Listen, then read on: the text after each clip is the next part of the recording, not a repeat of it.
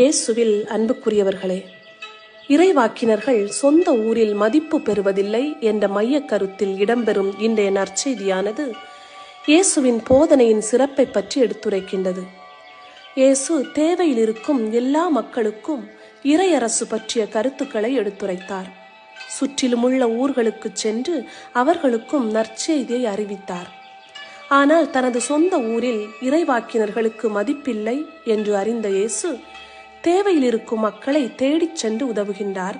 அவர்களுக்கு நற்செய்தியையும் அறிவிக்கின்றார். நாம் எப்படி இருக்கின்றோம்? நமது பணிகள் பிறரால் விமர்சிக்கப்படும் போது நாம் அதனை எப்படி ஏற்றுக்கொள்கின்றோம்? முடங்கி விடுகின்றோமா அல்லது முன்னோக்கி செல்கின்றோமா என்று சிந்திப்போம். கற்றோர்க்கு சென்ற இடமெல்லாம் சிறப்பு என்பதற்கேற்ப நாமும் நற்செய்தியை அறிவித்து இறை அன்பிற்கு சான்று பகரும் வகையில் வாழ முயற்சிப்போம்.